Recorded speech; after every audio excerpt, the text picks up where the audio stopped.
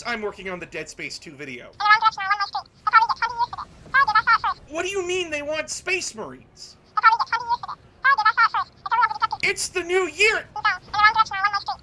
How much?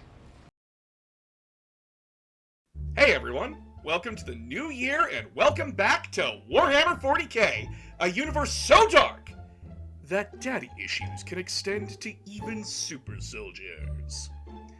Today we will be going over the Space Marines again, the Emperor's Angels of Death, and the poster boys of Warhammer 40k itself. However, this video is not going to be structured like the others, and it's due to this. Space Marines get the absolute dragon share of the storytelling in 40k. Hell, they are the protagonists of 60% of the books. We really don't have to go into their lore. But another reason is this. Codex Space Marines has been out for a while now, and they are no longer individual chapters to play as. That means chapters like Ultramarines, Raven Guard, Imperial Fists, White Scars, Salamanders, and Iron Hands no longer have unique rules to make them their own thing, and I am not interested in going over each Legion's history because we'd be here for an hour. We are here to talk about the army, nothing more. So let's get into it.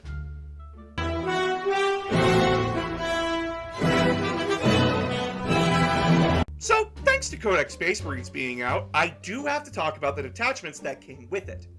Your army ability is Oath of Moment. At the start of your command phase, you pick one unit from your opponent's army, and your whole army gets to reroll hit rolls against that unit until it's dead, or your next turn rolls around. Detachments are basically modifying strategies for Space Marines to get you as close to what the original chapters did. They add in additional unique abilities to your army, so you can fit your army to your playstyle. If you have a more defensive playstyle, Anvil Siege Force is your go-to. Or if you're an edgelord with an anime profile picture, Vanguard Spearhead is for you. These detachments are meant to be your chapter's flavor of tactics, and although they can railroad you into some units and army builds, it still gives you a lot of freedom when creating your own unique chapter. Now let's get into your units. Tony Stark was able to build this in a cave with a bunch of scraps! So, Space Marines are the jack-of-all-trades army. They all have good, consistent, and strong stats compared to other armies. Your average armor save is going to be 3+, and you are always going to be hitting on a 3 or higher when it comes to melee or shooting. However, when it comes to your main infantry, they are sorely lacking customization options. Assault, heavy, and regular intercessors only get chain swords and bolt guns, respectively, and they can't customize their kit unlike their elite counterparts. But that's because they are your base vanilla infantry, meant to hold objectives or support your harder-hitting units. And just because their weapons are basic doesn't mean they aren't a threat. Your regular troops pump out a max of 20 shots from range and 40 max if it's close combat. So don't count out your basic troops. I'll take your entire stock! Space Marines have some of the hardest hitting elite units in all of Warhammer, ranging from the slow but tough Terminators to the fast, hard-hitting Vanguard veterans. These units are meant to either fill gaps in your line, focus on hitting your opponent's backline, or being tasked to take down specific units. Wow, Oath of Moment is meant to help with that. Your non-Primaris elite units can be kit bashed out to meet any role you want them to. However, with 10th edition, the new Primaris Marines are pretty hard locked into specific roles and weapons, making for some highly specific roles that can be a bit head-scratching to newcomers. So, be aware of that.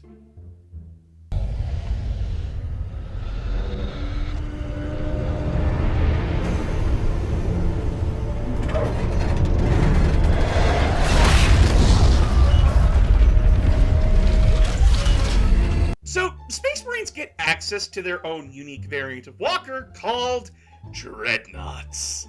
And these are some of our best units.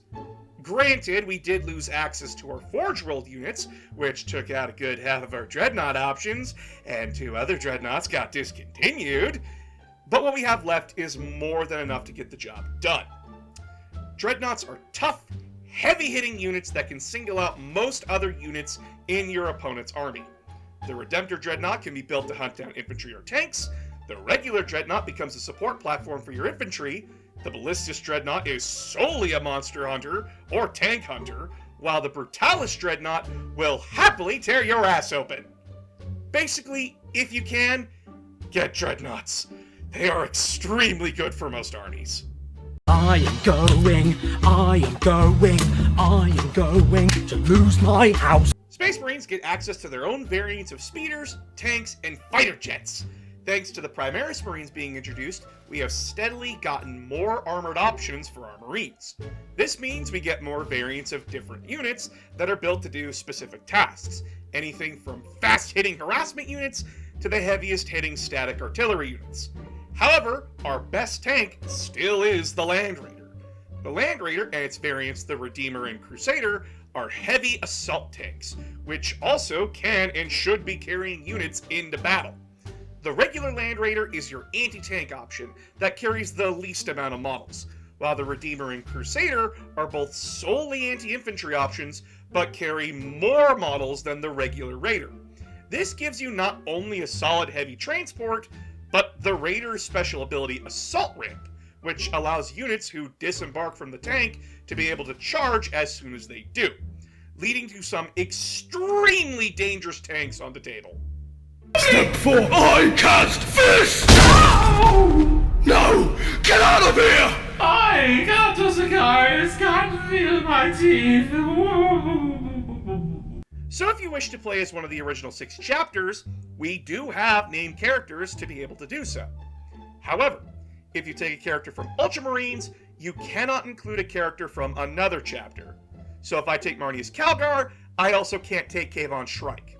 However, taking these characters is basically just taking better options for captains. Each character has specific roles, ranging from helping specific units to do their jobs way better, to making units extremely annoying to deal with. Sadly, however, if you got older hero units such as Pedro Cantor, Cato Sicarius, or Vulcanistan, they can only join firstborn units right now, which severely limits who they can support. If you want to take a named character for Space Marines, don't be afraid to, because they can be great for your army. But be aware that they can railroad you into specific strategies and builds. I have a PhD in dueling! That takes 9 years in duel school, you know! Well, we do need to talk about him again. Robo Guilliman is the only Primarch in the regular Space Marines Codex right now, and unlike his other brothers, his job is to solely support your whole army instead of being a murder tornado. He can rally battle-shocked units, give you an additional Oath of Moment target, or make a stratagem free to use on a unit within 12 inches of him. This can be a bit disappointing when you compare him to his fellow brothers, but Guilliman was always meant to be a support character. His job isn't to kill things. His job is to make your army able to kill more things. Yes, Guilliman can fight and is still a beast in melee, but his job is solely to be in the middle of your army and direct it. Keep him safe, and you'll find your opponent's units dropping like flies, as he gives you more targets that you can reroll on, or give a unit the extra firepower they need to kill something.